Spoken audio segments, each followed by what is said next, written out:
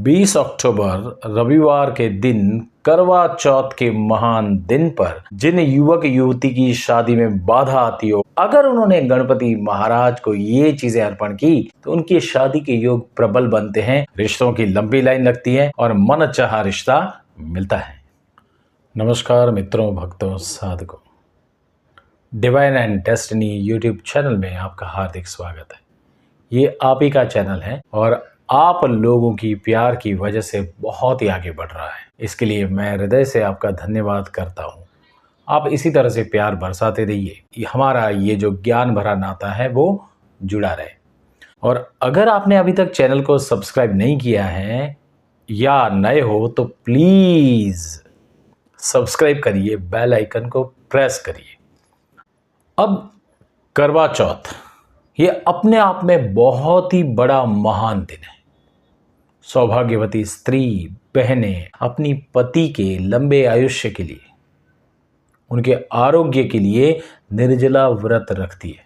तो जिन युवक युवती की शादी नहीं होती है उनके लिए ये दिन बहुत ही खास है। अगर उन्होंने गणपति महाराज को कुछ खास चीज़ें हृदय से अर्पण की तो उनकी शादी पक्की हो जाएगी। उनकी कुंडली में कोई भी दोष हो, मंगल दोष, राहु केतु पितृदोष, व्हाटएवर, हमें नहीं पता है।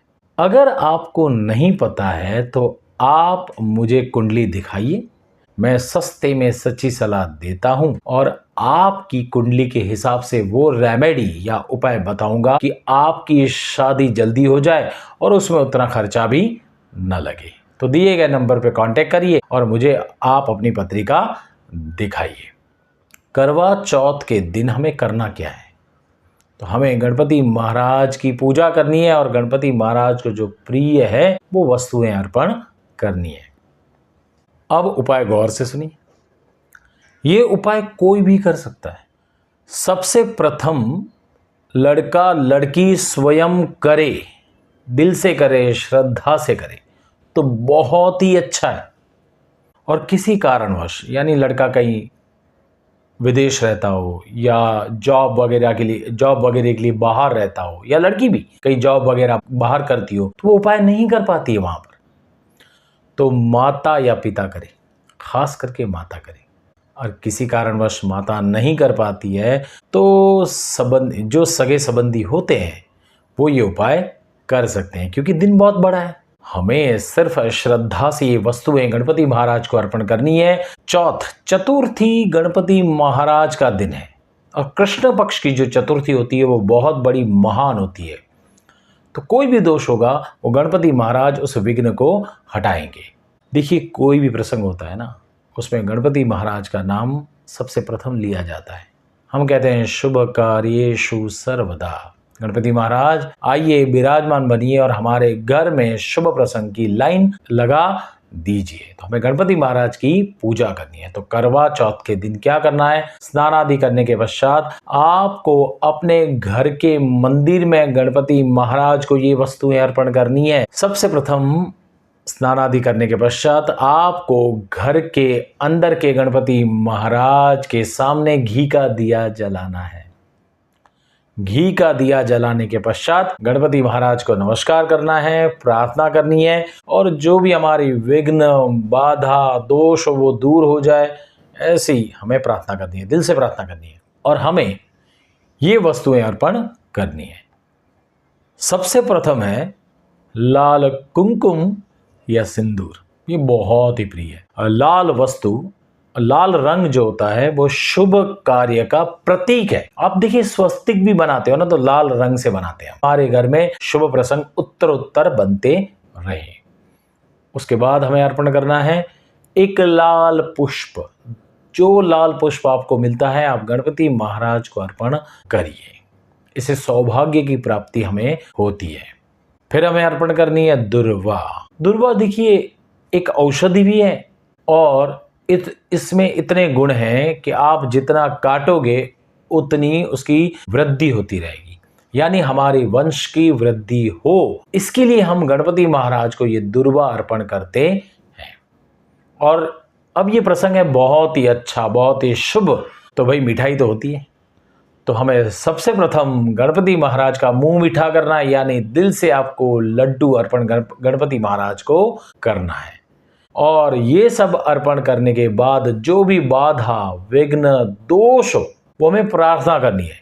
अगर लड़का लड़की स्वयं करते हैं तो उन्हें कहना है कि हे गणपति महाराज, मेरी जन्म कुंडली में जो भी दोष हो मुझे नहीं पता है, आप दूर करिए और मेरा अच्छा सा रिश्ता जल्दी कराइए। ये दिल से प्रार्थना आपको करनी है।